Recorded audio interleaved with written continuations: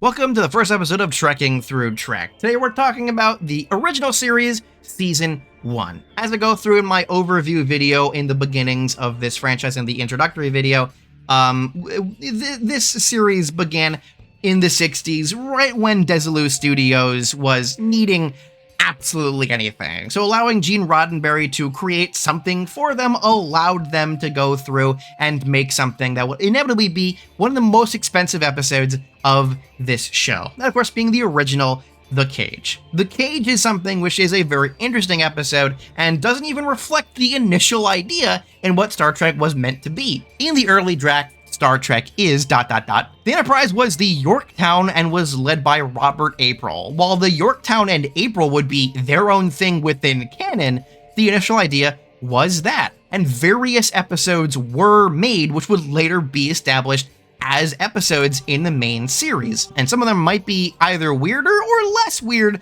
than what we would later get. But initially called The Cage, later called the Menagerie, before eventually the Menagerie was used as the later two-parter. We'll talk about it later. The Cage was not shown on TV ever until eventually during the point that season 2 of TNG was airing, and they needed some time, so here you go. Part of the initial group of episodes, Roddenberry went and labored over word for word of each of the 3 scripts he initially wrote for what was meant to be the first episode of the show. After he turned it into NBC, they decided to pick the one that made the most sense and went into production as the very first episode. Instead of Return of the Archons, which probably would have been even weirder, or Mudd's Women, which, you know, I'll fucking talk about that later. Gene Roddenberry cared the most in wanting to make the script as believable as possible, and thus he contacted his acquaintance Harvey P. Lin, a physicist from the Rand Corporation who served as Roddenberry's unofficial technical advisor, telling him various different things that worked and didn't work about the sci-fi, but more importantly, the science part of the sci-fi. He's the guy that basically went laser stupid, make it something different, and he's the guy who essentially termed the word phaser. The main characters of this are not the characters you know from the main series itself. If you've seen one of the more modern shows, that being Strange New Worlds, you would naturally kind of recognize the characters that we see here. These are their original versions. The original captain of the Enterprise that we know and love in the original series was Captain Pike. His second in command, just known as Number 1, is played by Majel Barrett. Now, Majel Barrett and Gene Roddenberry have a very complicated relationship, as during this point, they were not married, but she was his mistress, and he specifically wrote the part for her. This is why she has a part in the show. The casting of this pilot is mostly thanks to Robert Butler, who is part of a lot of these actors being casted.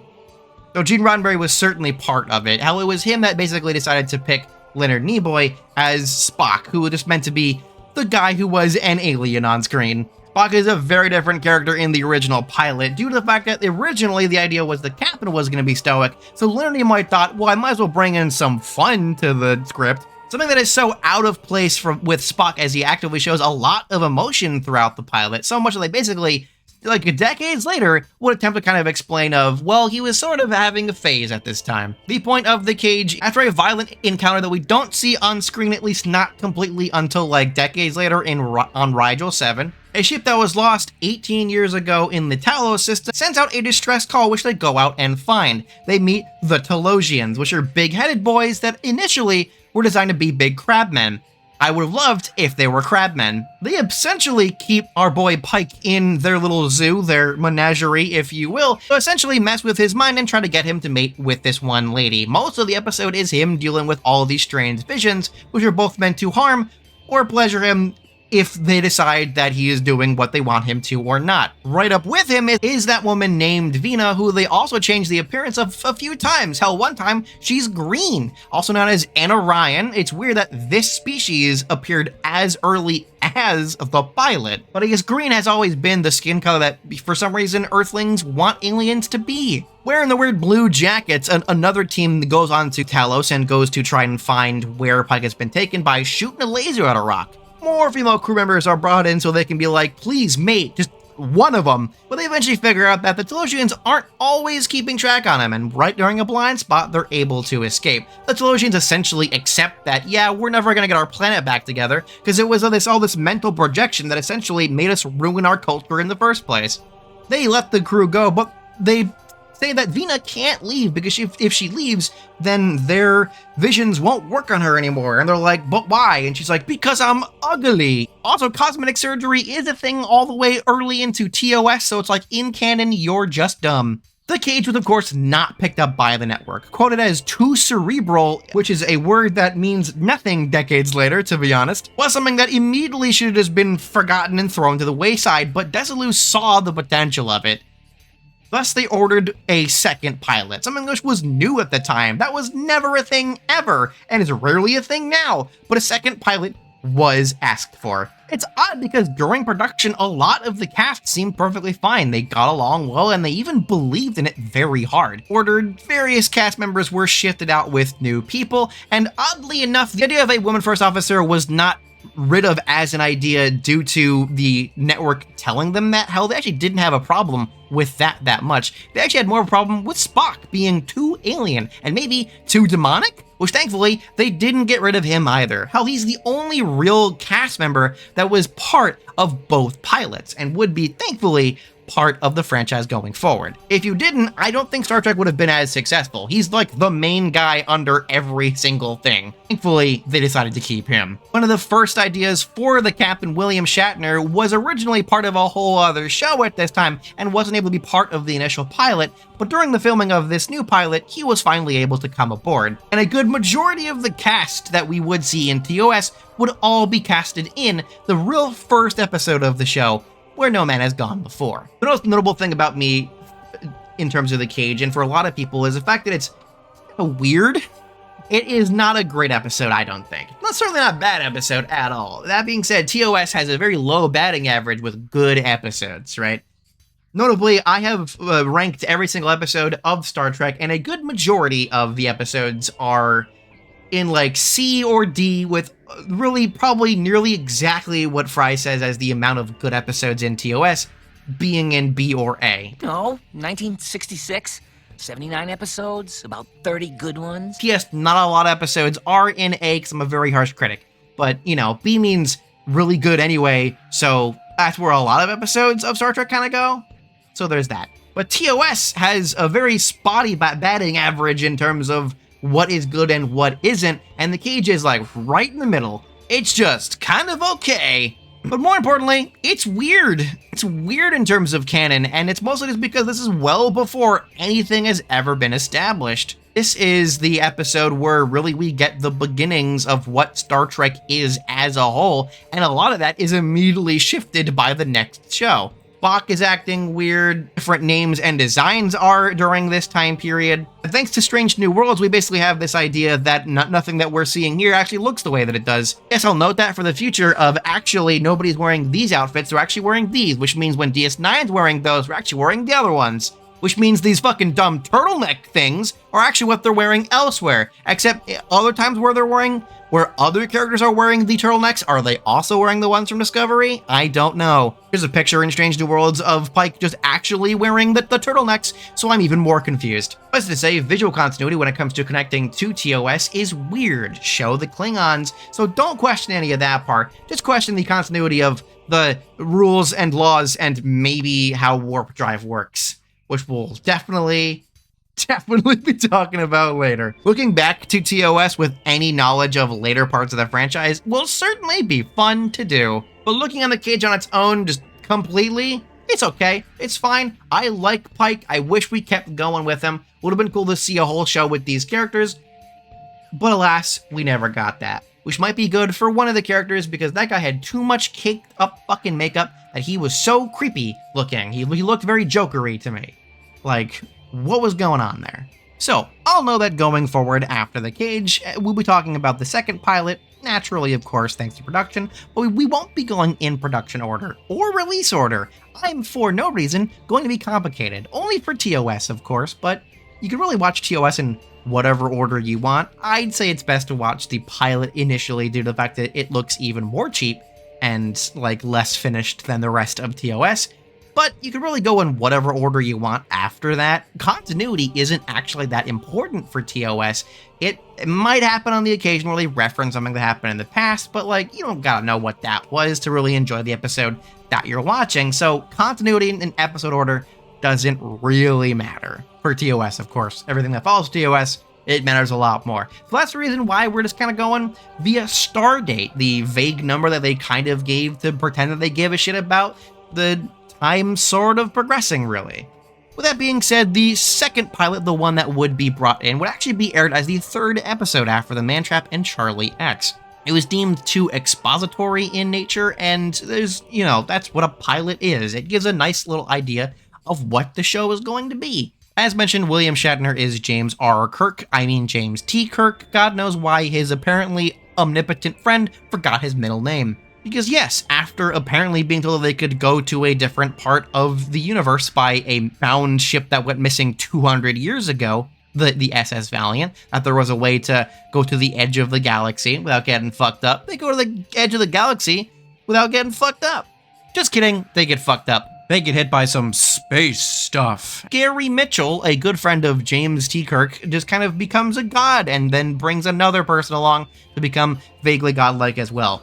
He starts causing various problems, turning people into things, until inevitably he is helped by the other godlike being to try and kill him by squishing him with the rock. This is all mentioned due to the fact that apparently ESP is just a natural thing that exists within human nature, and later explained by Lower Decks, just being like apparently bathed in weird energies allows this to come out in such a way where you nearly become one of those godlike beings like the Q and such. What's interesting is that Gary Mitchell is mentioned to be a good friend of Captain Kirk, and it's just like, we never get to learn anything more about him or his relationship with Captain Kirk. I'd love to see more of them in some kind of like, I don't know, school-based setting. Had they not kind of already had that, I'd be down to see it. With both of our godlike beings dead, it's incredibly unclear how exactly it happened fully, but they have a pretty good idea on how it was able to be for them to make sure that they never try that shit again, I guess. I don't know why we even went there at all, considering there's a lot more interesting stuff within the galaxy itself. Like, why are we leaving? Where are we going? The Andromeda Galaxy? What a silly idea. And so it is funny to joke about him being this omnipotent being who apparently forgot his middle name.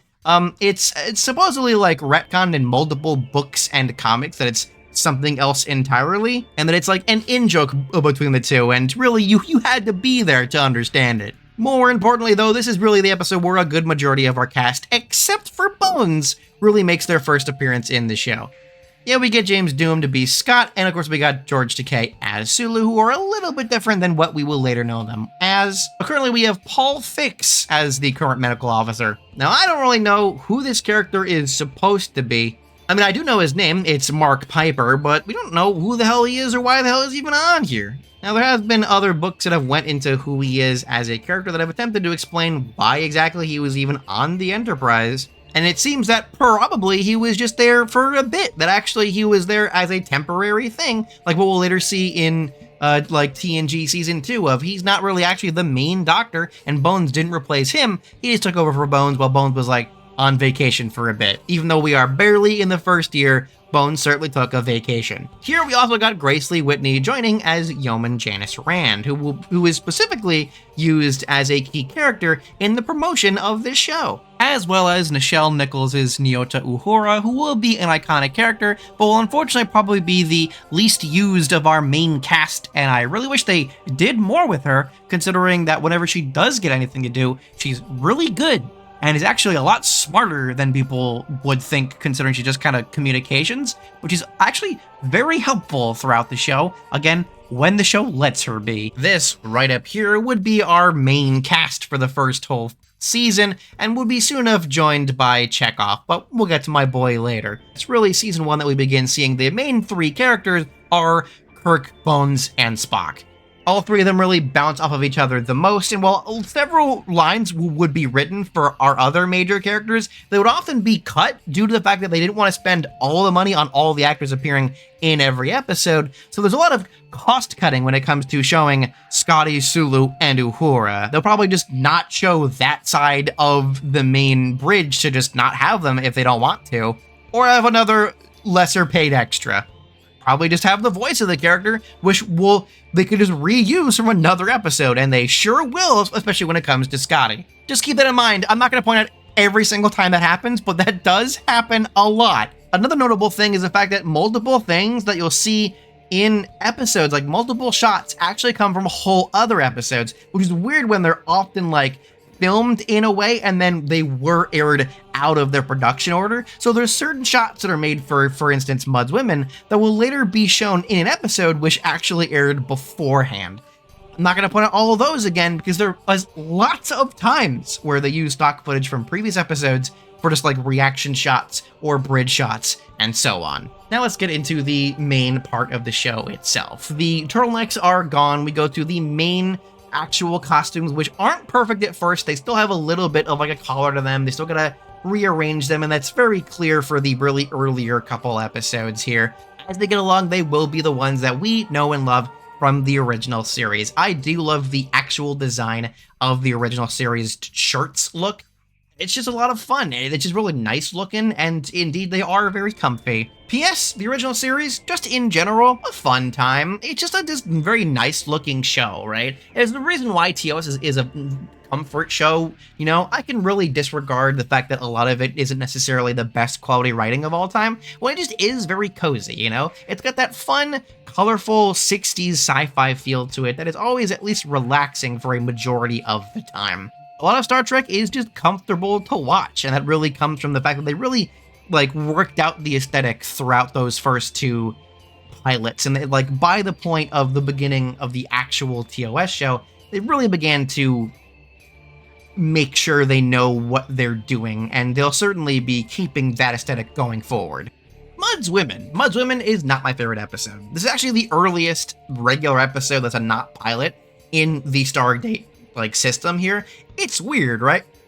Because if I go through the Stardate thing like I was planning to do for fun, it probably would have still been relatively the production order, but Mud's Women, which is a little bit later in the production, is for some reason like shortly after the pilot when it comes to the Stardate system. Now mind you, the TOS Stardate system is weird. It doesn't perfectly line up with everything, so it's not one-to-one, but all this is a 5-year mission, so all of it does have to be in a particular order, and we do have Mud's Women being oddly the earliest. Finding the small Class J cargo ship, they see the 4 people that were on it before it is about to get destroyed in an asteroid belt. Led by Leo Francis, he has 3 women that instantly a lot of the crew is enamored with. Spock finds this very odd, so he begins looking into who this person is, as he actually is Hardcourt Fenton Mudd. A long history of convictions and doing bad things. He is in fact actually transporting these women, as hookers. This is actually in-universe human trafficking, which the Enterprise crew it's just chill with. They're like, sure, whatever. All right, cool. Mind you, the women are here on their own, like, because they want to be, but they are being sold to people as their new wives, but they have to constantly take like a miracle drug, which really just looks like a chewy vitamin, you know, like bite this chewy vitamin and you'll be sexy. Like what? And yeah, that's what we find out very soon, is that without it they look ugly, but it's like the same kind of ugly that Vina was, which is barely. They just have stuff on their face, I guess, which you could just wash off, and for one of them it's just her without makeup, and you know what? She looks fine. Weird. Mud's Women is the perfect showing of what I mean by Gene Roddenberry's specific, like, particular view with women, in that it is very odd and that he has a very particular view on where women should be in society and how they should be viewed. That is especially shown, by the way, throughout every single shot of a woman in this show. A man will look regular and a woman will have all of the bloom put on her. Every single shot is like that with women. Mind you, they're dealing with this as they're also already dealing with the fact that they have to get the rights to mine a particular moon or what have you, and that really ends up being completely solved by just kind of giving the women to them. And it's like, did we just support human trafficking? Is that what happened in this episode? And the answer is yes, that Kirk is probably just okay with it because the women said they're okay. Fenton Mudd does go to jail, by the way. He does not get away with this completely. But despite actively being part of human trafficking, he's funny. Hardcourt Mudd is an incredibly funny character the whole time. He's the one actually good part of this episode. I'm going to note right now, I do not like this episode. I find it immensely distasteful towards women and has just this odd, old-fashioned style view of women, despite being clearly a far in the future utopian feel. But the only reason to watch this episode is because Hardcore Fat and Mud is a funny character all of the time. I really wish there was more with him, mostly this version of the character, obviously, but it was really cool to see him return later on in a slightly better episode. Slightly different costumes than we've seen before. Sulu has a different place where he is on the ship, and Uhura has like the gold outfit in this before getting the red one, which she's known to have. So we're still kind of building the series up, and you can kind of see that throughout the very early looking sets here. This up in canon and also in production after the original pilot was the Corbomite maneuver. You'll definitely see that these slightly early, more uncomfortable looking versions of the costumes are here, and that things are still kind of being figured out during this point in terms of the exact aesthetic. It's very interesting to see as you go through the original series, when you go through it in its production order or something like what I'm doing here, and you see the slow evolution of what it will become later on. It's little bits and bobs here, and it's very subtle, so it's not like you'll really notice any of it, but if you're paying attention to it, you can see it. While making star maps of a region previously unexplored by the Federation, which is very much what the Enterprise does, they come into contact with a big old ball. The ball starts scanning them, and they end up being bombarded by radiation. While they're very not sure what to do with it when they're trying to deal with this radiation ball, they end up going, all right, blow it up, which ends up pissing off its big ball mom. That's right, the big ball was actually a drone, and it was sent out by a massive ship run by the First Federation. It's run by this strange-looking, big-headed thing named Baylock. And notably for me, the creepy-ass face that I saw constantly on the VHS and later DVD copies of my mom's collection of this show. It freaked me the fuck out. All of the time, whenever I saw it, I just looked at it and stared at it and went, what is that thing? The answer is young me, the part of one of my favorite episodes of TOS. We get this awesome, well-made, well-drawn-out standoff between this massive, destructive ship of unknown capabilities and our main crew on the Enterprise, and they ultimately have to basically bullshit with this fake thing called Corbomite, which he'll be like, well, if you blow us up, then the Corbomite will blow up and you'll die too, and you always have to be like, oh. And it's this awesome game of chicken, which doesn't last too long and doesn't outstay its welcome, but it does keep you on the edge of your seat for quite a while. Baylock, the weird creepy face, ends up just being a puppet. Not even just like a costume, but a puppet that they just did make for the episode. The actual Baylock is just a little baby man who is played by Clint Howard. Notable actor Clint Howard, who will years later show up in Star Trek. He's essentially the actor who's been in this series the longest because he continues to reappear. He essentially offers for one of them to come with him and explore the galaxy, and, you know, presumably the First Federation eventually, like, gives some of their tech to the Federation and makes peace with them. Would love to know what happens to them afterwards, but supposedly him and the one guy that goes with him, who really cares about his name, Steve, have a fun time exploring the universe and probably, I don't know, meet up with the friggin' Borg or something, I don't know. I would love to know what happens to these guys and then just the First Federation in general. I love the design of the ship. I love this episode. It's incredibly enjoyable. It's one of those like must watches for like Star Trek TOS. It gives you everything that's really good about the captain and his relationships with both Bones and Spock, and really gives you a good idea in terms of what this show is and where it'll go. Next up is the Man Trap. This was the first episode that was actually aired for TOS. So when it came to like people starting with this franchise, the Man Trap really is the one that you first get into. This was the first episode that I watched because obviously I didn't watch them in the same order that I did when I would rewatch it later. So the Man Trap is the first episode of Star Trek that I ever did watch. And that probably is true for a lot of other people if they started with TOS as well. The Man Trap, originally titled Damsel with a Dulcimer, was originally very different. Professor Crater was at one point supposed to drive a futuristic tractor around the site, and the main monster of this, the Salt Vampire, was really meant to be more of a last of its kind sort of thing, of them really meant to be feeling bad that they killed this thing, and even the professor who the Salt Vampire was using in the beginning of the episode even felt bad about killing it. As the filming went on, they really changed what it was due to just how creepy the actual Salt Vampire is, and it really just became more of a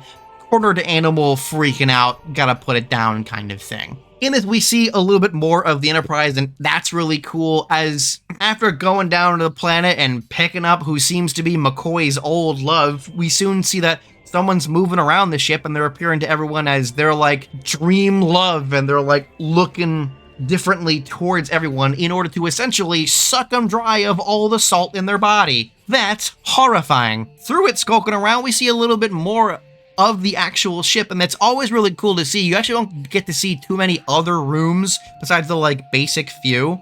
One of which is Sulu's botanical garden, which he just has throughout the series, by the way. This is just something that he is doing while not on the bridge, hanging out with some weird-ass plants, which were supposed to be apparently even weirder, like one with the face of a Chinese dog. But now you just have Beauregard, the plant, which is obviously just a guy with a glove. What do you think is happening to Beauregard throughout the show? You think he's just chilling out? You think Beauregard later had mini Beauregard? You think that there is still, like, whatever this plant that Beauregard is supposed to be is totally still around? This whole vampire, otherwise known as the M113 creature, as with most of monsters in TOS, was designed by Hua Chang. He does a great job at making this just creepy but also cool looking monster. Whenever Star Trek has a weird ass guy in costume monster, I am always down for it because it normally looks pretty cool. And the Salt Vampire is one of those, like, iconic TOS monsters that is always fun to rewatch this episode specifically for it. And the conundrum of, can McCoy figure out what the hell's going on? P.S. This really cool scene where he's smacking the shit out of this lady, which I absolutely love, is the only time we see McCoy's actual quarters, which does look similar to other quarters we do see in other parts of the show. I should note the reason why all these sets look similar enough is because it's essentially the same exact two studios rearranging the same couple of sets multiple times to make it different rooms, even though really it's the same 3 to 4 rooms. Why go to any length to making a whole other thing, unless you're deciding to go on an alien planet, which will probably be the same couple of rocks with a different background. Another interesting fact is that this episode specifically verbatim says that Vulcan has no moon, but that is later proved entirely wrong, except later that is then retconned for that reason to be a sister planet, which Vulcan happens to be right nearby. So it doesn't have a moon. I forget if this episode or a later one is the one that for some reason McCoy makes fun of Spock for his species supposedly being conquered. I'd like to imagine he's just, like, making fun of Spock because a lot of Vulcans don't like the way humans interact with them. So maybe some of them have this idea that they're changing because they've been conquered by the Federation. There's a lot of those, like, there is, like, specifically, like, Vulcan extremists that have a particular view on how their society should be, so maybe it's that sort of thing. Which would be weird, because that would be like me joking with my black friend about the Black Panthers. It's just like, what is McCoy talking about? I do mention it like that specifically because it will be McCoy who, throughout the show, will mention how Spock is the way he is because he's a Vulcan. And it's like, is that racist? Is McCoy just casually racist to Spock and nobody's saying anything? It's like, damn, man. What the fuck? Shut up.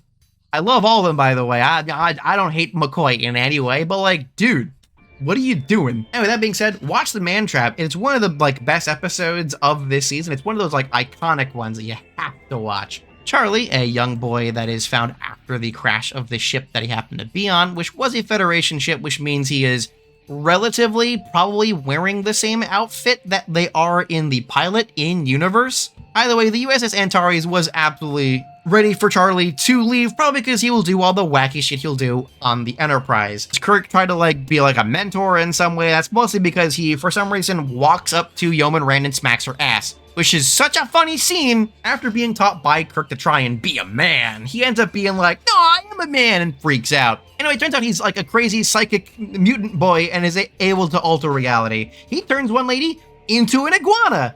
Could you imagine going to work and being turned into an iguana?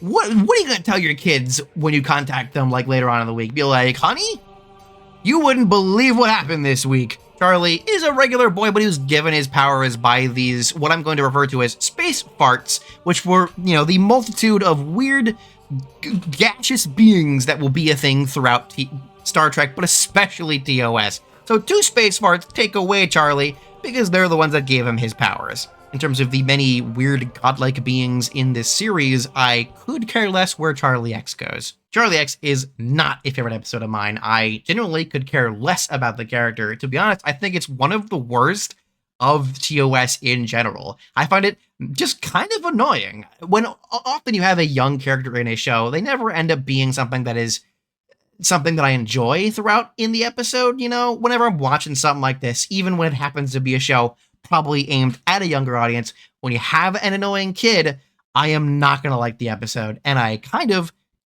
don't like this one. I'm sorry. I think some people really do like this one, and there's good parts to it. It's not an awful episode. It's not good, and I could care less about it. The Enemy Within. The Enemy Within is a very interesting episode due to the fact that it really begins to make us talk about transporters. Oh my, transporters in Star Trek. I'll be talking about it probably multiple times, but let me tell you, I don't know how they work. It's less of a, we're going to decompile you and then recompile you, and more like a click and drag type thing of you are brought from one thing due to a light beam and then it's kind of brought into the other area. Oh man, I got a lot of questions about how transporters work that it will be a whole thing later on, but right now, we're not talking about it. Either way, mid-click drag, things go wrong, and somehow there's 2 Kirks.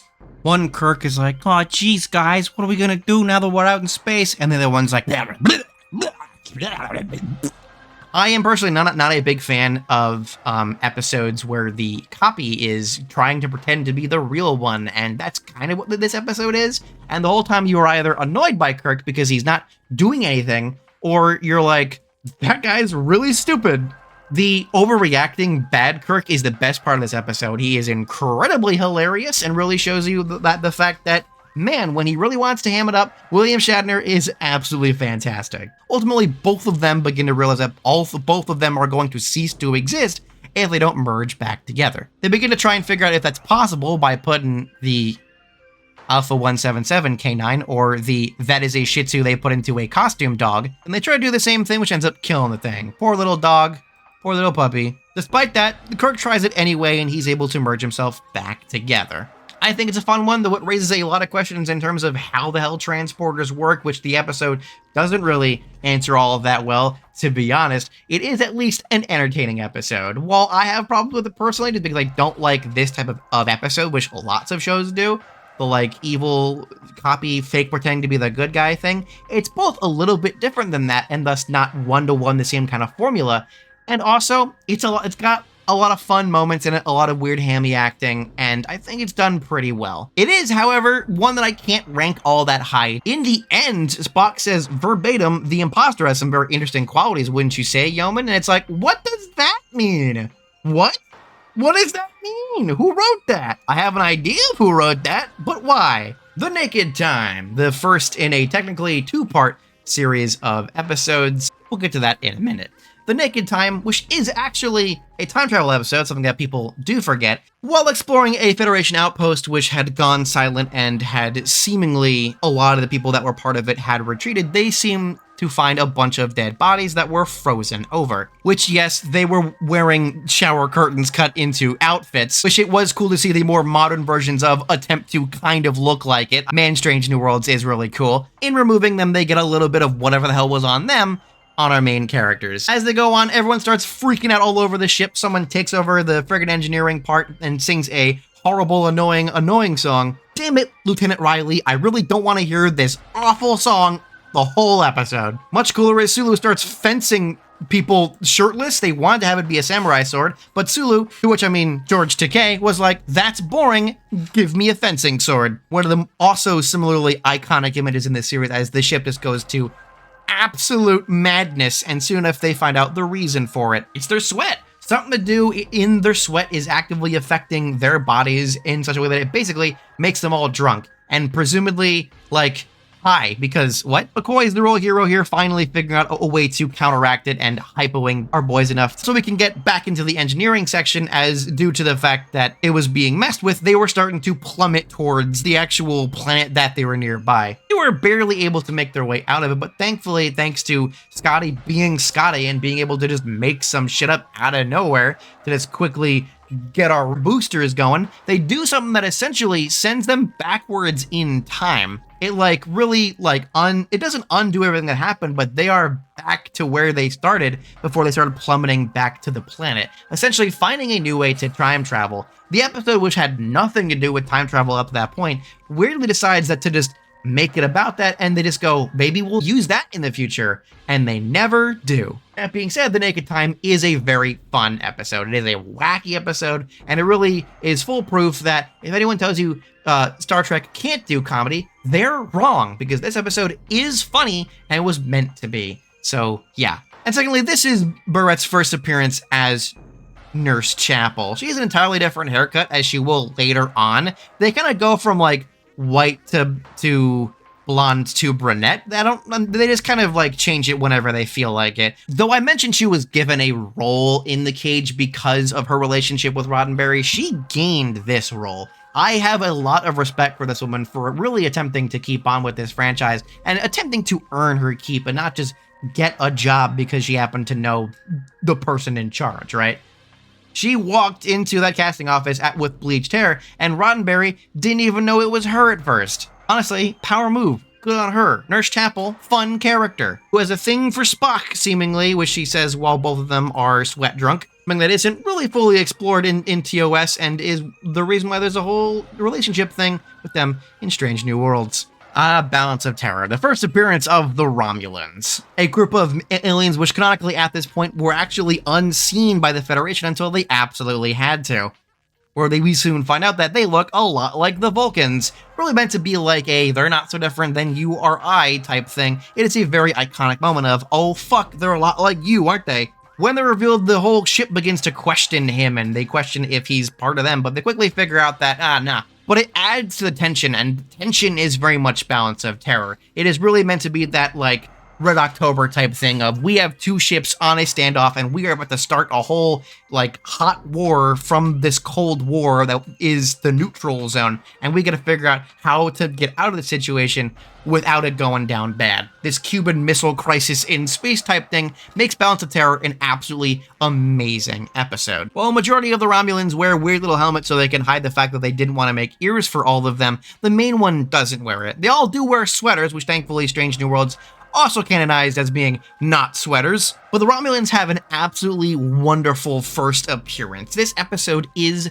fantastic. This is absolutely one of the best of not just TOS, but the series in general. The tension, the acting, the pacing of everything is genuinely several steps ahead in terms of the production quality of where this is. That's probably just because they decide to just use the ship itself as the actual set. Having it be that tense so they can't just leave the ship whenever they want really adds to the suspense of every scene. And us seeing it from the Romulan side really does help with that, because you do have this evil faction, sure, but you do establish them as people that believe what they're doing is right, and they also want to get out of this situation. This standoff between two minds is absolutely fantastic, and the fact that Kirk wins it, I think, really elevates him as a character. You're probably already liking him during this point, but Balance of Terror might totally make Captain Kirk for you as a viewer. Genuinely, you really get to see how smart this guy is. He is brawn, but he is not just brawn, he is brain, and he has come a long way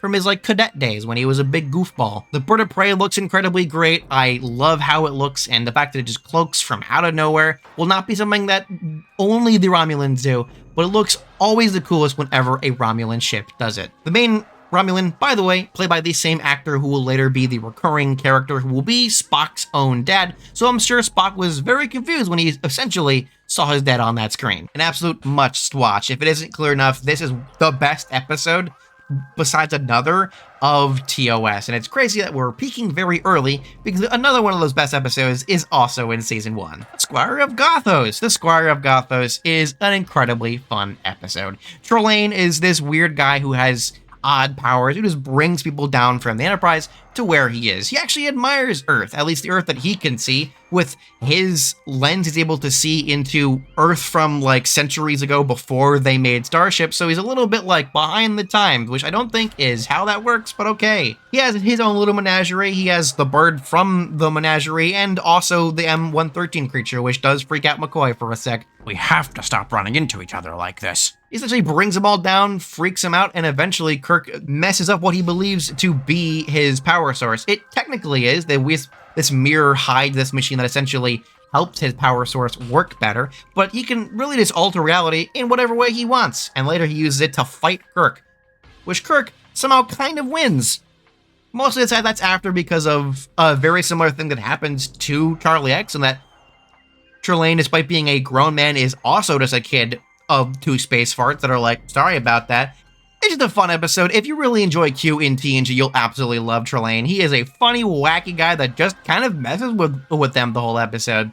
This, like, idiot god type episode is always the most fun ones, because you're just like, you know they're really not in, like, regular kind of danger, but you know at literally any moment he could just snap his fingers or do what Trelane does instead, and they'll just cease to exist, and that's just how strong he is. That's both horrifying and also incredibly funny. William Campbell, who will appear later on as some other characters, actually wasn't the first idea, and producer Gene L. Kuhn was actually basically had to fight for him to get the role. They didn't believe that he was going to be the right person for it, but he was able to get into it pretty well. This is also the first episode that has skipped supervisor, as they misspell it throughout various episodes of season 1, and now that you've noticed it, you'll be searching for all the episodes that it's in, and now you won't be able to unsee it. The episode What Are Little Girls Made Of essentially is the episode that fully focuses on Nurse Chapel. Now that she's been given a role, might as well put her right up front. This is the only episode that really fully focuses on her, and she'll kind of get actually less appearances throughout the rest of the show, but it's cool to see her here. She's more blonde here than she was previous, and they're there to apparently visit someone that she knew in her past, her ex-husband, who is now being built as a character in Strange New Worlds. Roger Korby, who went off to basically experiment with robots and went missing, and now he is on this suddenly found planet. Here we see that he found the ruins of an ancient civilization and was able to use their technology to make very lifelike robots. So much so that he essentially has made a robot servant and a big robot Lurch from the Addams Family that is actually him. That guy who wasn't really built by him but was rebuilt by him essentially is probably the reason why he's able to do any of this. My question coming out of this episode is, so how about like Data and stuff? Why didn't we get Data earlier if we got these guys? And I would think because no one else can rebuild this robot. So without Lurch's help, we don't have the capacity to use this technology, at least not till Data is more perfected. What I'm saying is the research was probably not like redone to make these androids again till centuries later when we finally get to the Data type Sung androids, right? So, you know, a whole other discussion for another time, but either way, robots are sure in this episode, and a Kirk robot is made. The second time, and not the last time, that an evil Kirk fights a regular Kirk as he fights his robot self, and later grabs a big penis rock to fight Lurch with. It's Robot v. Robot that finally takes down Roger Korby, who is also a robot. His research essentially dies with him. After Kirk kisses a robot so hard, she decides that she wants to be a human, so that both of them blow up. The episode is a wacky one, and it feels really like 60s sci-fi. I don't think it's the best written episode, but it is a fun one. I don't think it's the best written episode, but it is a fun one. I did have a good time watching it. I really do like how, like, kind of claustrophobic the cave sets feel. I think they do add to the scenes where Shatner is sneaking around. And though the big penis rock takes me out, as everyone who sees it will be taken out of that scene, it is a fun scene where he just fights a robot Lurch till Lurch falls down and dies. And basically it does continue this very particular view on how women are and how they should be treated, and how just okay it is to just smack them if they're acting weird. And this episode really does feel a little bit messy, especially due to the fact that this and several other episodes were rewritten as they were filming, and this is one of those episodes that I think kind of you can feel it while you're watching it. It really doesn't feel like a completed idea that was really done all that well. You could do androids a lot better, and they definitely do years later. Miri. I'm not gonna talk about Miri all that long. They come onto an Earth-like planet. There's kids because the sickness doesn't kill the kids. Dagger of the Mind was filmed before this, and after it was done, production shut down for 2 days, which allowed the director of both of them back-to-back to prepare a little bit. But he had broken his leg, and it was a little bit harder to actually direct this episode. And that's probably why its cinematography is one of the most boring, flat attempts at filming an episode in TOS as there ever was. Mind you, a lot of TOS is very basic TV-type cinematography. This one especially feels very flat. A supposed parody or dark version of Peter Pan. A lot of these kids are here, and they don't want to trust the adults as the sickness slowly starts killing them. I don't like this episode at all. Again, a bunch of the kids, which oddly played by some of Shatner's kids, some of Roddenberry's kids, and some of Whitney's kids, which is neat, I will admit, are annoying. I don't like watching episodes where kids are the major part of it because they're always very annoying, and they certainly are here. I could really care less about that part, or the fact that a majority of the episode, a lot of the adult characters are arguing with each other. I do not like to see our beloved wacky sci-fi boys just yelling at each other the whole time. It's not enjoyable, and it often just comes off annoying. Miri is one of the episodes that I have ranked really low. I both do not have a good time watching it, and I'm kind of freaked out a little bit because Shatner starts describing the oldest of the kids as becoming a woman, and I do think the actress was above age, but in universe she's 17, and that is creepy. This is, however, one of those episodes that was filmed not at the Desilu Studios, at least not a majority of it, because it was filmed at 40 Acres, the same small town that was later used in Return of the Archons. Let's get to the episode that was filmed back-to-back, Dagger of the Mind, another one that I have complicated feelings towards. Beaming up some stuff on the Tantalus colony, they end up beaming up a crazy man. He starts freaking out and really takes over the Enterprise. I should note, it is almost a little bit too easy to take over the Enterprise. Thankfully, they do stop him, but it takes almost too much of the episode, to be honest. But they soon begin to go down to the Tantalus colony and find out why. Turns out they got the neural neutralizer, which ends up essentially taking over people's minds. Technology like this is later used by the Federation to kind of wipe people's memories, so maybe in a way this episode is canonically important for establishing that brain control technology will eventually continue to be developed, but in different ways. That's an idea I'd love to see get explored of how did that work in terms of in-universe legality, because we know mind-wiping things are a thing later on that are perfectly legal, but it's whatever. Either way, Bad Doctor do Bad Doctor things, so after trying to do Bad Doctor things on Kirk, Kirk's friends begin to help out. He does bring Woman with him, besides being eye candy so Gene Roddenberry could actually pay attention to the show itself. She doesn't really end up doing a lot, and it's really just kind of Kirk that comes down here. The reason why it's not Janice Rand, who probably would have made more sense, is due to the fact that they were starting to kind of phase out that character, for reasons we'll get to in a second, and also because they didn't want to, definitely have it be a relationship thing. That's probably due to the fact that they don't have relationships all that much in shows like this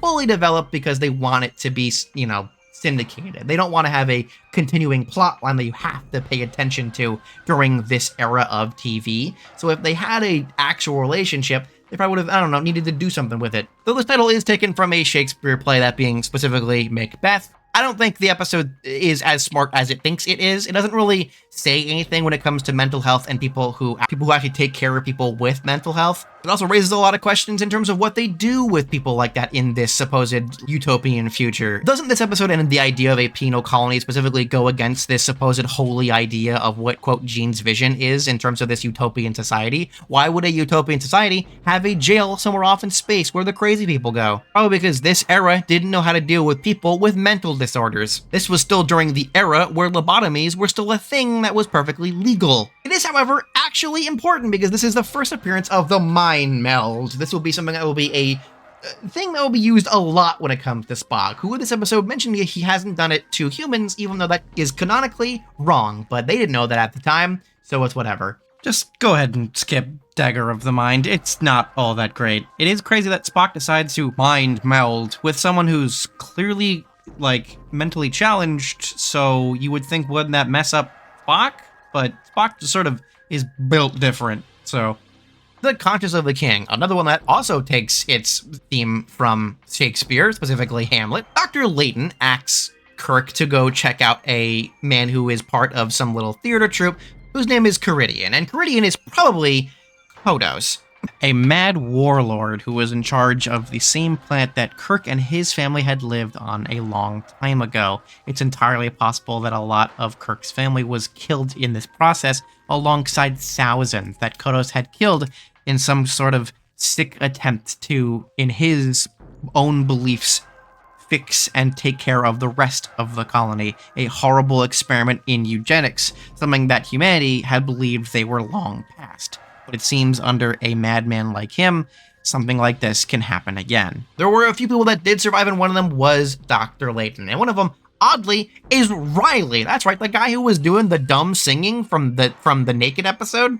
Yeah, he's one of the survivors, and Layton asks to pay attention for both him and Riley is due to the fact that a bunch of the survivors have been going missing recently.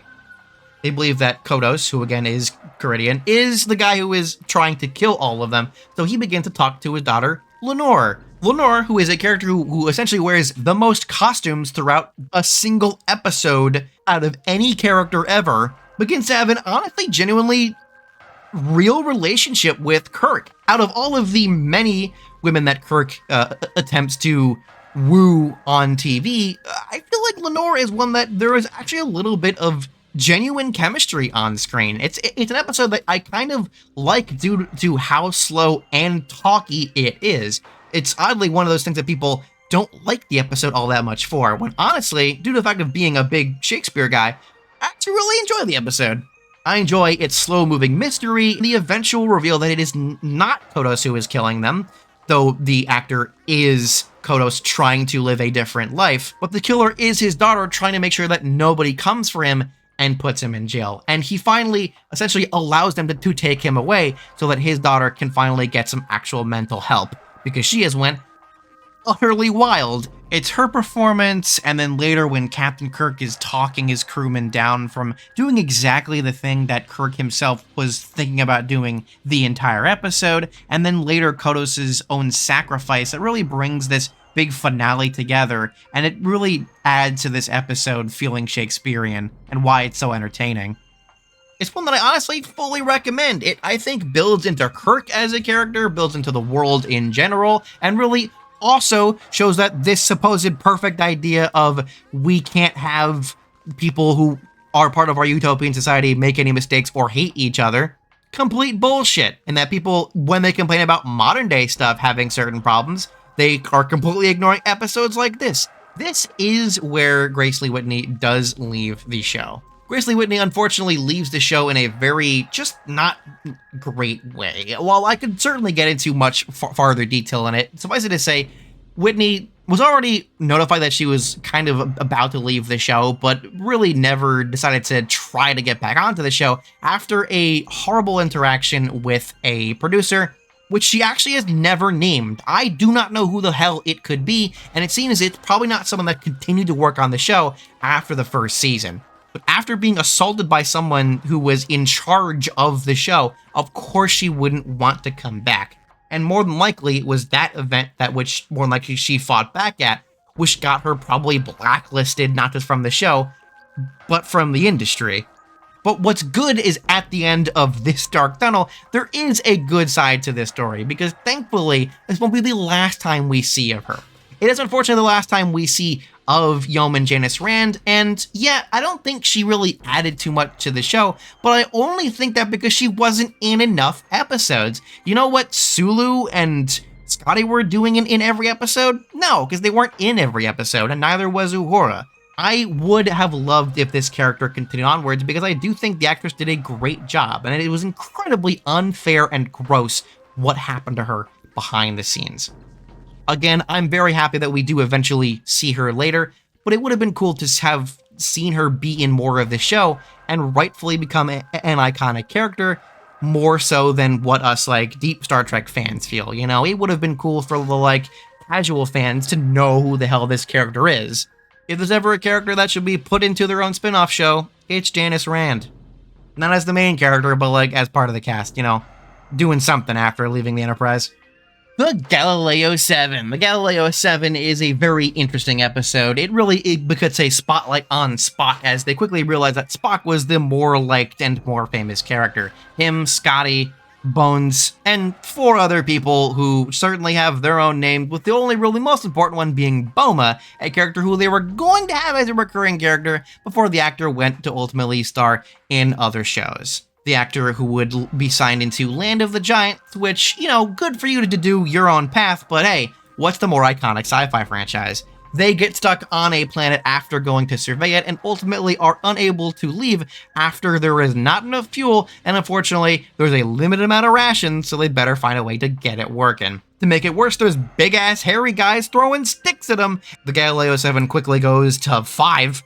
And they gotta wonder if they have to leave anything or person behind in order to get the ship even moving. There are some looks at Spock as clearly he has a different view on what exactly is acceptable losses, and there's a little bit of a fight between him and Bones, which is generally natural. It makes sense to not fully be able to trust Spock because of the different views that he has as a captain. Part of me feels like there's a little bit too much of it, and maybe it's just McCoy genuinely being a little bit too much, but the episode is entertaining nonetheless. Though they are eventually picked up, the Galileo is completely destroyed, though the Galileo is later on the ship. Presumably it is a separate one also named the Galileo, which has its own story, which we'll get to later on. Watching once again made the weird ape creatures. I love how they look. They look weird as hell. They're purposely not seen too much because NBC was like, don't show them too much because they look a little bit too weird, but I do love them. The Galileo 7 has a lot going on with it and is a definite must-watch for those who really enjoy TOS and want to see what really works with these characters and why their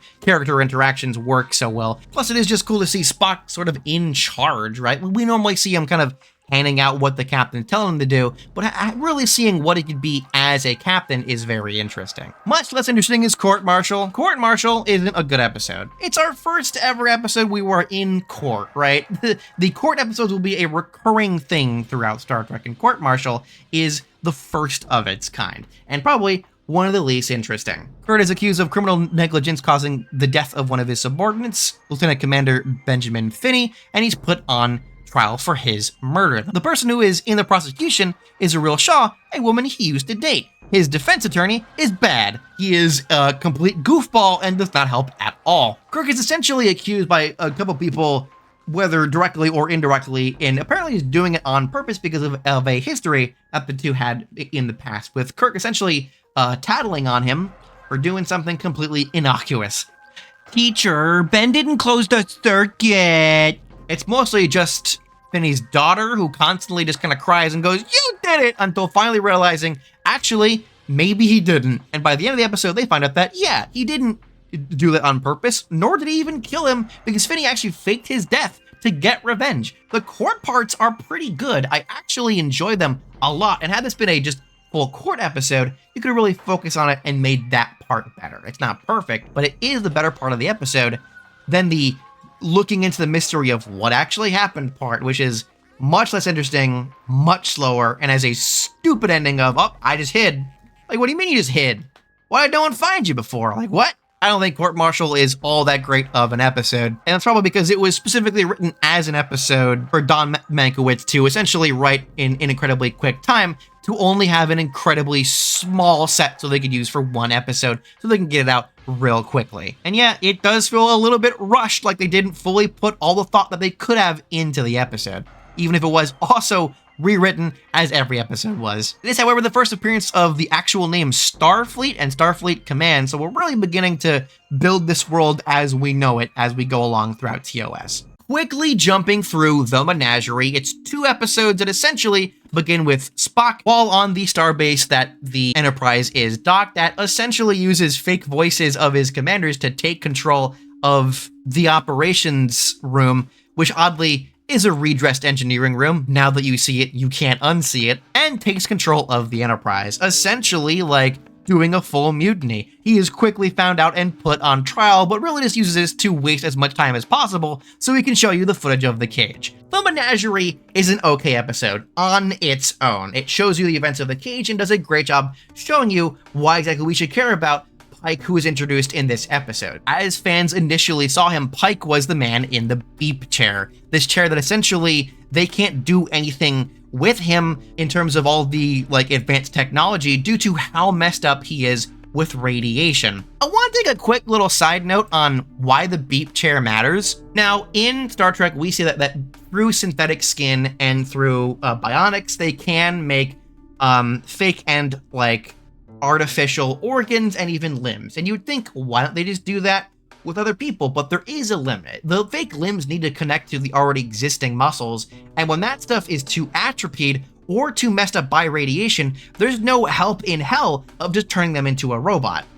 So you can put as much bionics as you want, it's not going to work out. And as we see later on, you know, robot bodies, not perfect yet. So it really seems, it seems even up to the point of the era of lower decks, regardless of how advanced technology gets, if your body's too messed up by weird space radiation, you're going in the chair that goes beep. The beep chair is what I know Pike the most for. It's really good that Strange New World has attempted to add to him as a character, because he was really just the man in the beep chair for a while. Played by Sean Kinney because the current actor was doing other stuff, as the reason he didn't want to return in the show at all was because his wife told him he's too good for sci-fi, if only she knew. The episode really is just meant to essentially reuse that footage, and they make it a two-parter to use all that footage and have a good enough backing for a beginning and ending. Yeah, as it was initially, it was good, but now that we have the cage, the Menagerie is kind of pointless, right? You're really just rewatching an episode you've already watched if you've already watched the cage,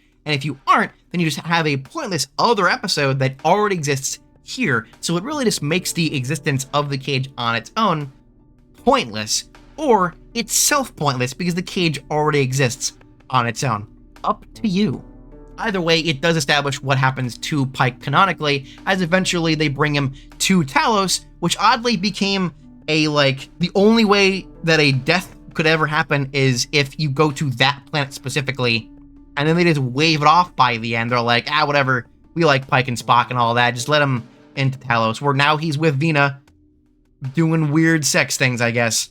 I don't care too much for the Menagerie. In terms of ranking them for my big ranking, I count the cage as the already existing episode, and I have the Menagerie as an okay first part and a not great second part because it reuses footage that already exists. And I'm the kind of guy that hates reusing footage, at least in such a large degree, like just literally verbatim having an already existing episode. Next up on the back half is Shore Leave. Shore Leave is very interesting because it was the first time we are using Africa USA Ranch, a wildlife preserve in Soledad Canyon, Los Angeles. It had lots of weird exotic animals and will be something that will be used a lot throughout Star Trek. In it, Theater Sturgeon's original script contained a lot of crazy fantasy shit, which was impossible.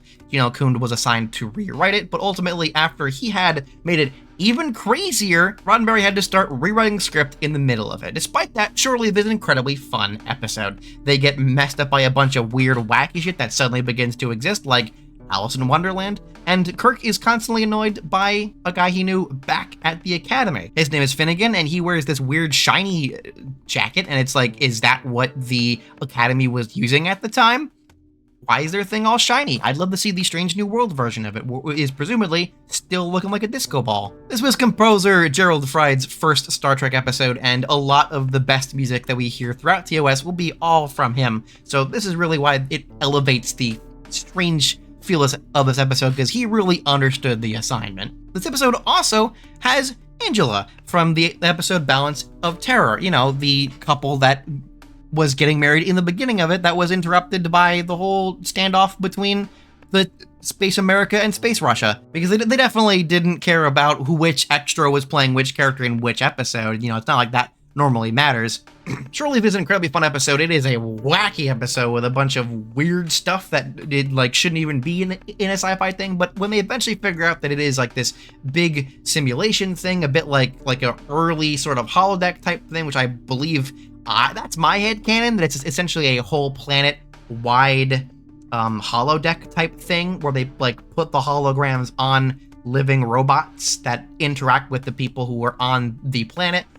It's the thing that it's a planet specifically made to just have fun and imagine shit, and it gets crazy. It's a fun episode, and it's a definite must-watch for those who are just kind of want to have like a fun time, you know? Again, Star Trek can just have fun. It doesn't need to all be super serious sci-fi stuff. It can just be, we're on a weird planet, let's figure out what's on it. What's going on here? I love the friggin' March hair in it, by the way. I don't know why I like that outfit so much. Seems like it might be fun to wear, and probably very sweaty.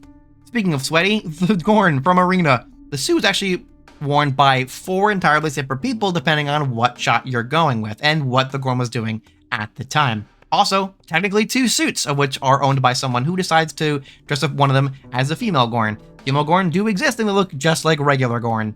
I've been told their weddings are beautiful. Arena was another thing that was made in an incredibly short time and was made to just kind of quickly make something in just to fit the budget, which was starting to go a little bit like overboard, and the schedule was starting to kind of push past the days it was allowed to. So quick, let's go into a random canyon. Filmed with the Vasquez Rocks National Area, a country park in Dulce, California, roughly 30 miles north of Los Angeles. It will be a recurring place throughout Star Trek. It'll be just throughout the show. We'll see it multiple times. But for some reason, for a lot of people, it's most known for the Gorn fight. The Gorn, who are just their own thing, their own faction somewhere off in space, a little bit closer to the Klingon area, apparently. The Gorn hegemony? I don't know. But they and Kirk are put onto the planet by these goofy, stupid aliens, the Metrons, that want to just do that for some reason to try and test people. Unlike other godlike figures, I don't like the Metrons. I think they're kind of stupid. They seem to be like all high and mighty, but I feel like they don't actually know what they're ever talking about. Just like in universe, you know, they just really seem like they don't ever know what they're actually talking about. And why are they constantly trying to mess with specifically the Gorn? Arena is an iconic episode due to the fact that seeing William Shatner fight a big lizard is certainly a memorable moment, but the episode itself is not very good. Yeah, I love Arena too, but what is it, right? He's fighting a big old slow lizard thing that was hard to move around in. I love the Gorn. I do love Arena. It's not that good of an episode. I wouldn't even recommend watching it. You could easily skip past it and be fine. Or just look up the Gorn fight on YouTube and you'll get the exact same feel from it, right? It's fun as a fan, but as like a new viewer, you're probably not going to really give too much of a shit about Arena. If you get something out of it, cool. I do too, but Arena, not that great an episode. Nothing really happens in it besides Kirk sure does fight the Gorn, I guess. It is, however, much better than the Alternative Factor. You know what happens in the Alternative Factor? They, oddly also in the Vasquez Rocks, they find a very stereotypical looking like alien ship where it's this homeless man who starts freaking out. He is constantly shifting back and forth to alternate versions of himself, and then he battles himself to the death. This episode sucks. This is the worst episode out of all of TOS. Nothing happens in it, and it's just constantly annoying. It's confusing almost. You don't care what's happening with Lazarus. Nothing really important happens with Lazarus. None of the actual important episodes do anything important. Oh, God, it's a headache watching the Alternative Factor. Not just because of the bad effects of the two of them fighting with himself, but it's aggravating because you don't really get a good idea on what's happening till the end. And when you finally get the actual explanation, it's just stupid. Alternate universes and alternate selves can be done so much more interestingly and has been done in not just Star Trek. So much media has done this sort of idea so much better, and the Alternative Factor just sucks. It's one of the worst episodes of Star Trek, just in general. I don't want to spend any more time talking about it. We're moving on. Going from the worst one to the best one, City on the Edge of Forever. City on the Edge of Forever is an amazing episode. It is the best episode of TOS, bar none. It's got a little bit of a complicated history. Originally, it was written by prolific writer Harlan Ellison, who unfortunately had a little bit too much going on. The characters weren't quite acting the way they normally acted and were kind of arguing with each other, and it was a little bit too serious, so it was rewritten a multitude of times. It's just a whole thing where they change it completely. The same basic idea is still there from what Harlan Ellison wrote to what will eventually be, with I believe his version eventually being made into a book form, and due to that, Harlan Ellison hated his time on Star Trek, but despite that, totally still enjoys Star Trek. He's still a big fan of Star Trek, especially TOS, and even has a whole top 10 favorite episodes, with this being his favorite episode. Even though it isn't precisely his version of the story, it is still his story that they tell, and that has to be cool. In the episode, after a bunch of space bumps, after some space-time turbulence, while helping out Sulu, Bones accidentally hyposprays himself and goes absolutely crazy. Ultimately, after tracking down the sources of those big space-time bumps, they find the Guardian of Forever, this big stone donut that apparently is a portal through time and also is fully sentient. The Guardian of Forever seems to be essentially this thing that allows them to go through time, as long as it really is meant to be something to prove that you're allowed to do so. Is he part of the Iconian Gateway, or is he part of some kind of other secret society? It's really up to the viewer on, you know, what they want to connect from other parts of the franchise and what they attempt to connect into this. Really, the Guardian of Forever is this really cool, mysterious figure throughout the series that only appears 3 times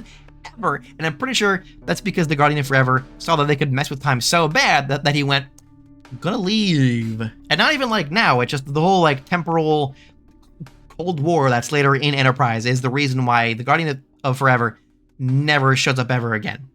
After the animated series, obviously, but that's later. The most expensive episode of the show, due to the sheer amount of like regular city that they gotta use, really works together to make this more contemporary feeling storyline work incredibly well. Stuck back in time to make sure they stop McCoy from, who had jumped into the Guardian of Forever in his craze, from changing the timeline. They attempt to blend in, and it's this like nice, cozy little adventure where they're back in time living this whole other life while they meet Edith Keeler, and this genuine, real relationship begins with Kirk and Edith. The two connect so incredibly well that you really believe this relationship, and you're like, damn, I don't want him to leave him now. Does he want to leave the past? And he almost wants to stay, but ultimately they find out that Edith is the key.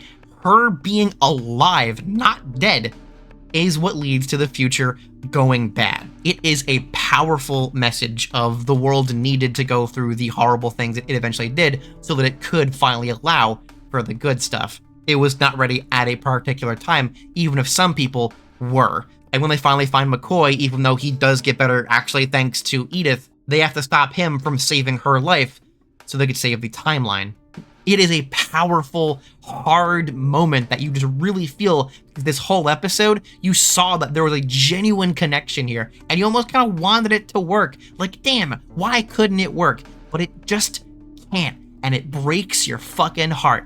The City on the Edge of Forever is a greatly written episode. It is a great time travel episode that doesn't deal with the intricacies of time travel. It deals with the person, and the interpersonal episodes about how these characters feel about their situation are normally the better ones. Yeah, monsters are fun, space battles are cool, but there's a reason why time travel episodes, more often than not, but not all the time, are probably the better episodes because it forces them in such an area that they can't do their regular sci-fi things with. They have to learn as characters and grow there. But there are other situations that are similar, and you don't need time travel to have a great episode, but time travel episodes are always where the deeper shit hits. It shows you that Star Trek has always been a progressive show that is ready to talk about more modern day subjects, so when that stuff is brought and people complain about it, they're wrong, because City on the Edge of Forever did that shit back then. It may have not been exactly what Harlan Ellison wanted it to be, but it is still a powerful episode, and absolutely not just one of my favorites of the franchise, absolutely bar none one of the best. It might be one that you hear a lot of people glazing, but there's a damn well good reason for it. It's not one of those overrated ones that people just mention all the time. It is genuinely that good. Speaking of time travel, we're not going to go too much into this one. Tomorrow is Yesterday is where they accidentally get pulled back in time while accidentally slingshotting around a black star, where they accidentally go into the past of Earth, and they almost ruin it completely. They accidentally pick up a man in an exploding jet and essentially wonder, what are we gonna do with him? We're just gonna bring him with us, or do we put him back? He knows about this now, will he change the future? And after nearly basically telling that he's not gonna see his family ever again, they soon find out that though he isn't important, his family is, so he has to raise his son. The best part of the episode is the fact that this guy, Captain John Christopher, played by Roger Perry, he has a genuinely great performance, and you really do feel for the man as he just wants to go home and see his kid. Well, I think the episode kind of falls apart a little bit towards the end because it becomes a little bit of like an espionage thing, and it spends a little bit too much time talking about this man and wondering what they should do, where they could have easily just done one or the other more and it would have been a lot better. I think the episode goes down a bit because they suddenly become like an espionage thing when it really should have attempted to do that more and less of them debating on if they should bring him back, because like the answer ended up being yes anyway, so what was the point? But it does bring up the idea of, you know, how much can you change in the timeline? It's weird I decided to talk about this immediately after another time travel episode, but this is that proof of just because it's a time travel episode doesn't mean it's one of the best episodes. It's just kind of all right. New character gives a great performance.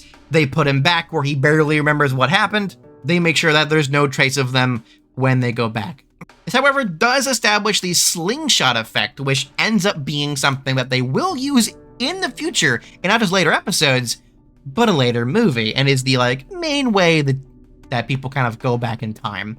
Now it's time for the big one, Space Seed. Space Seed introduces the awesome Ricardo Montalban as Khan. They aren't sure who they pick up as they find a random ship out in space, and they are all dressed as a bunch of weirdos, but most importantly, they pick up this man, who Carla MacGyver is very interested in, as she soon finds out that he is in fact old dictator of the era of the eugenics wars, which may or may not be the same thing as World War III. The franchise has never made that entirely clear, but it is sometime after our current time frame of the 2020s that shit gets really bad, and that's partially because of Khan, part of a race of humans that were essentially changed so they could be genetic supermen. The augments were people that started this war, began to make the Earth worse and worse over time, until they were finally disposed and sent off into space.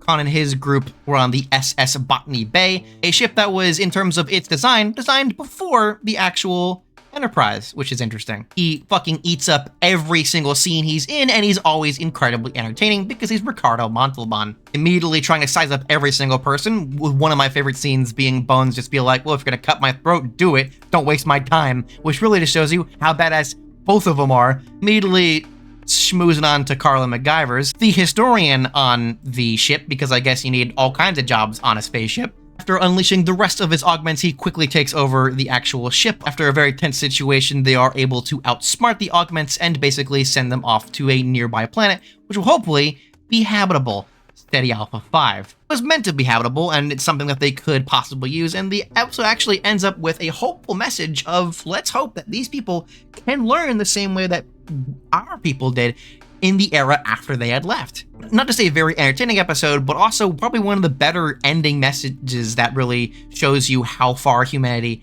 has come from the more warlike ways that they were. And by that I mean are. And that we know specifically exactly what happened, not just because of the best TOS movie, but also because of a really good audio drama. P.S. Watch the Khan audio series. I'm probably not making a video on it, but like, damn, is it good? Return of the Archons. Going to Beta 3 to find out what happened to the Archon, a ship from over 100 years ago. They meet a planet which acts like a bunch of zombies, and they believe that these guys are the Archons, essentially the founders of the society beforehand, you know, because they came from the Archon, thus the return of the Archons. Bury their unseen ruler Landru and begin mind controlling people, and slowly our cats that were sent down there become slowly more mind controlled. So we see that Sulu and another guy were undercover and had been brought back, and they were being mind controlled, and thus our main crew goes, well, I guess we should go there and figure out what happened to them. Attempt to sneak around, they are slowly taken mind controlled one by one, and Kirk is able to sort of pretend that he got mind controlled so that he may be brought to Landru. He quickly finds out that this godlike figure actually is a projection, able to figure out that he's actually talking to a big computer designed by the people on Archon, actually help lead them. It decided that the best way to do that was to just take over their minds, because computers are always evil. We really should not trust AI, should we? This is the real first like appearance of the Prime Directive being an important thing, because it's like, we really should not go to other societies and try to take advantage of them, should we? And it's probably it's like the key moment that people bring up, at least I would, in terms of where the Prime Directive really matters in Star Trek. Also one of several times that Kirk goes, hey computer, I'm gonna out-talk ya, and Landru blows up. Sure, if they don't rebuild him in a number of years, It's a fun one. I think it's a very basic sci-fi one, so it's not like the best episode of all time, but it's fun. It's fun and a little bit creepy, honestly. Like, if you're looking for like some more of the creepier, scarier episodes, there's certainly more horror-themed episodes in Star Trek, but I think this is one of the closest ones that TOS really gets to fully having that, besides one that we'll certainly talk about later on. This one is really good. I really enjoy this one. Tate of Armageddon. This is one that I talked about like a while ago when I was attempting to make TikToks of Star Trek. P.S. I'm not going back to doing that. On a diplomatic mission to a planet which is apparently always at war, and while they're suddenly attacked, they are told that they are dead. And you're like, what are you talking about? Turns out they do simulated missions that after they send them out, they then go to put them in kill machines where people just stand in like garbage cans and die. And they basically make our characters go and do that because if they don't, then real war might be waged. Now, I don't like this episode for two reasons. Firstly being Prime Directive. Now, I don't think the characters should up and let themselves die, but Kirk goes one step forward. He goes forward and attempts to basically change exactly what this group does. Now, what they're doing is wrong. Obviously, this kind of dumb simulated bullshit is bad, and they really should just make these two planets actually talk to each other and make real ways to deal with their ongoing war than just kill their civilians while doing simulated stuff, right? This episode really could be a much more interesting adventure for a whole other book because it's a very interesting concept that I think is kind of wasted on Star Trek only because I feel like a captain should not be the one making the decision to make them do this. I think I'm leaning a little bit towards it's actually fine and it's not that big of a deal, but I do think it is weird that Kirk just is allowed to just hop on in and definitely break the Prime Directive and just go, I'm gonna change your laws now and you're just gonna have to deal with it. Besides that, the episode is all right, and it's also kind of cool that Scotty is told basically to stand down and bring everyone on the Enterprise to the death machines, and he goes no. And it's cool because it's actually based on a real story of James Doohan's military service. I'm a little bit iffy with this episode. I do think it realistically shows some very good character development for characters like Scotty, and definitely cool to see more of the side cast get more time, but I think Kirk goes a little bit too far with the way he decides to do this. Honestly, I think it would have been better for him to find a way off of the planet and then to go to the other planet and have them actually talk to them. Devil in the Dark. Devil in the Dark is on a mining facility. The group go to look into who's killing them while they're looking to try to collect more of these cool big pearls. They find a big-ass monster, and they soon figure out that there's something different about it. It's not only a silicon-based life form, one of my favorite interesting sci-fi ideas as a whole, due to how close silicon is to carbon. The creature being silicon is this big lava monster, eventually known as the Horta, that essentially can go through rock the same way we can through air, which is crazy, but through seeing that it's got some kind of sentience, they begin to mind meld with it, which allows them to actually speak to it. It hurts Spock a bit, mostly because even if he's not making full contact with it, he's still getting hurt by it. Mostly because the Horta feels really bad because all those gems and stuff that they're taking is the Horta's eggs. So them smashing them, they're killing baby Horta. So it's this cool like monster hunting episode, which eventually leads into this understanding of we're the real monster. And by the end, we begin to make friends with this strange creature, which is all really the point of Star Trek is. Find strange new worlds and new life and new civilizations, and here it is right here. A genuinely sentient silicon-based life form that you actually now, due to how it digs, can help you mine. So you can work alongside it in the Horta's territory and not mess with it. That's a great way to deal with it, to have us work together with these aliens that are different. I get why a lot of aliens in Star Trek are just kind of people with like ridges on their head, but it is cool to see actual monsters and like creatures that are so different from us, but we're still able to try and understand them. It really brings in the like hopeful message and ideas of what Star Trek is. Yeah, the PS I really like this episode. If it isn't clear enough, I really like Devil in the Dark. Definite recommend. Errand of Mercy. We are now in the introduction of the Klingons, the other major characters, which are now used as the more major threat due to the fact that they're apparently easy to make makeup on. I don't get it. Both of them basically try to get Planet Organia on their side so they can gain more territory on their kind of Cold War that they got going on, and basically this Cold War goes on.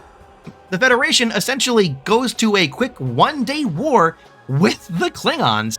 looking at this from context of Discovery, you really do get to see why the Federation is so ready to just like make sure the Klingons don't gain any amount of headway, and why Kirk cares so much about this is because the full Klingon War was only several years ago. This is one of those episodes where the added context both adds to it and also makes it a little bit complicated, because these guys definitely act like Klingons. They are rude, pompous people, and though some of them are a little bit calmer than others, most of the guy that moves out of the way of Kirk and Spock walking up the stairs like, who's this polite fucking Klingon? Kor, in this, played by John Colicos, is incredibly entertaining the entire time. He is this like sniveling guy who wants to try to just kind of mess with Kirk the entire time so that he could get under his skin. He's genuinely entertaining the entire time. This is a great showing of the initial Klingons. So they're not quite the Klingons that will eventually be known throughout the franchise. They're a good first showing of the exact nature of the Federation versus the Klingons. I will say, though, the interaction between those two is the most interesting part, and I would have loved to have seen more of it and gone more into it, which we do later on, but it would have been cool to see it more here, because it really just is these guys going, we don't need any help. We don't need anything from you. Leave us. To which, like, why would we know any of that? Like, the Klingons clearly aren't going to leave you. You're not going to get them to leave, and so we're not going to leave. So, like, what? So that's a little bit annoying throughout the episode, and that for me drags it down of why are they like this so much? Why do the Organians care so much? Then you find out that they're space farts.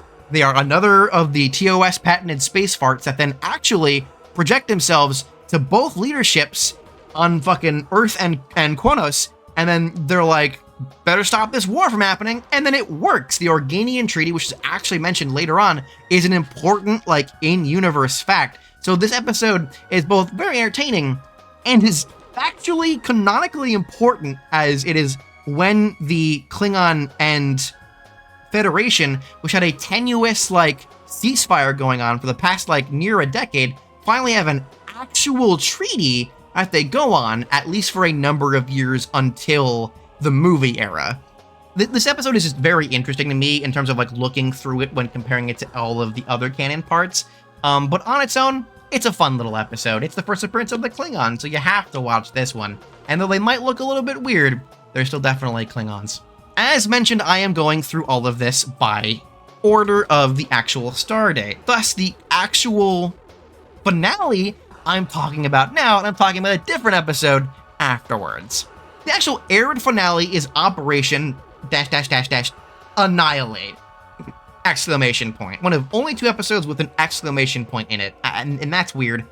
The original version of this episode had the parasites, which ultimately attack this planet and are killing its individuals, really be more something that it is this spreading plague that if they don't stop it here, it'll continue onward. So Kirk is faced with the idea that he might have to literally kill everyone on this planet that are still living, or else it'll spread elsewhere, which is a way more interesting quandary than we better kill the little amoebas that killed my brother. The episode, not a good one. They got a bunch of dumb little creatures that are essentially just little discs, which honestly, the worst work of our favorite monster creator of just like little flaps that flap around and just get thrown at them, which are inevitably killed by the sun or whatever. It's not all that good, not all that interesting. Could care less. The set's kind of cool though. The set being the TRW Space and Defense Park in California, currently the Northrop Grumman Space Technology HQ. Looks like a fun little park that you could just like spin around stuff on. That looks neat. It's cool that they actually were in like a physical place, and I like how that looks, but it doesn't really add to any part of the enjoyment of the episode. Not only is it a boring episode that nothing really happens in it besides stupid little space amoebas, but also it pisses me off. When a family member of an important character of a show is introduced, you really need more gravitas with it than, oh, here they are, they're dead. Here's just William Shatner with a mustache turning around. Introduce him, we don't get to know him, we don't know anything about him ever after this, except the fact that he's dead because he was killed by stupid space amoebas. He was mentioned to have, P.S., 3 kids. And we only see one of them here. But where are the rest of them? Presumably, Kirk has a bunch of nephews out there, nephews and nieces, and I would love to see them. Maybe they could continue that like named legacy into like other shows. You know, wouldn't that be cool to see? Because we know Jim isn't gonna have a kid, so it's like whatever. But it really does suck to just see Sam die here, right? This would be a bad episode for Strange New Worlds fans who are going to get to know Sam Kirk much better, and to just like really learn about that character and to know that he has a whole family. Really does just suck that we get this just pointless death of this character. I want to see more of this guy. I wanted to learn about this character, but all we get when in his first appearance is that he's dead. This is a terrible episode to end the season off on. But then again, what is a good episode to end the season off on? Apparently, This Side of Paradise. This Side of Paradise, whose start date actually shows that it's somewhere in the middle of season 2, so it's a little bit later in the timeline than you would think, which doesn't really matter. Finds a colony where they end up getting shot by some weird plants, which make them super happy. Essentially, the Naked now, but less weird, as all of them slowly more and more get shot by the alien spores and begin to go all, yo, dude, you want to be on the planet, man, and like just hang out, dude? That's sick, dude. And soon enough, all of them eventually make their way till the only person left on the ship is Kirk, until he's finally shot by the plants. And the only way he's able to stop it is to get so pissed off at the fact that he's been shot by the plants that he's able to counteract it. Strong emotions are able to counteract the plant spores. So of course the first person he gets was the first person that got shot by the plants in the first place, Spock. And what's probably one of their best moments between each other, where he just insults Spock and everything that he knows will piss off Spock. Because P.S., these two are definitely gay for each other, and I will always believe that forever. Spurk forever. They are able to find a way to counteract the plant, which does kind of lead this little kind of cute relationship that Spock has with one of the girls that are on the colony to just kind of like fall apart and be like, guess it was never meant to be. And it's like, oh man, that sucks. They were kind of cute, even if they were under the, plant spore. It's a cute little episode. It's not all that, big or bombastic, but it's kind of relaxing. It's chill. I don't mind chill episodes like this, I don't need a bunch to happen in the episodes. As long as the not much happens in this episode feel is a chill one and not a boring one. The large open meadow that they have here was shot in Malibu State Park in Southern California. Oddly, the same spot where the hunt in the cornfield took place in Planet of the Apes. And will not be the last time we see it, or the other part of this episode, which was shot at the Golden Oak Ranch, a Disney-owned ranch, as well as the other place that it was shot at, Griffith Parks. Griffith Park's Bronson Canyon, specifically. All these will be used a couple more times in TOS, but especially later in TNG and Deep Space Nine. It's cool to look at these little areas and point directly where they may have been in other episodes later on. This wouldn't be a bad episode to end off on in terms when it comes to like the finale, right? Of like the real like reassertion of it's important that all these guys are on the ship. I feel like when it comes to what is most important for Star Trek, it's really, finding new life, finding new civilizations, and a big bombastic episode which involves that should be the finale. Maybe the finale of the season really should have been dealing with the Klingons. I think in terms of canonical importance, if you really want to have a good finale for season 1, maybe end season 1 with Errand of Mercy, or maybe Balance of Terror. One of those I feel like really do emphasize what works best for Star Trek and what is really important for these characters, and both are very important for introducing two major fashions for Star Trek. With that being said, with all of the ratings all together, it's clear that TOS is a pretty fine season, right? Again, TOS doesn't have the greatest batting average in terms of the best episodes, but when it hits, it fucking hits a damn home run. When TOS is really good, it really shows everything that is important to Star Trek. And when it really brings all that together with great characterization, great filmmaking, and a great execution of a very interesting idea, those are some of the best TOS episodes. There's a reason, despite how sometimes this show may be subpar and all of it does look cheap at times, all of it was allowed to continue because who couldn't be entertained by some of the wacky stuff that happens in this show and how great they're able to make genuine storylines and genuine characters through these wacky adventures. Some parts of TOS have not aged well, and that is absolutely the case, and I will totally contend that there is a reason why I don't go to TOS all that often, but there are episodes I will gladly rewatch, and those are certainly in this first season. This was the beginning of what Star Trek would become, and while there's certainly better to see later on, and also worse in places, what's more important is that this is the beginning. This is where everything started, and it was cool to go back to it. If you haven't already seen Star Trek TOS Season 1, definitely take everything I said into account. Make your own opinions, of course, because some people may enjoy other episodes more than others, and I could be entirely wrong, and that's entirely up to you. But I will say, regardless, I definitely had a good time going back to the original first season, and I am excited to continue the show and to talk about Season 2 of TOS. With that being said, I'm the Movie-a-thoner. I have just went through all of that, and I hope you enjoyed and had a good time, and whether or not you agree with me or not, make sure you check out all the episodes that I recommend, whether you were watching it for the first time or again. Until then, we'll be getting into Season 2 very soon, and more Doctor Who in between. Until that point, though, have a good day, make sure you subscribe and leave a like, and leave in whatever else you want me to cover in the comments, and most importantly, stay good, stay safe, live long and prosper.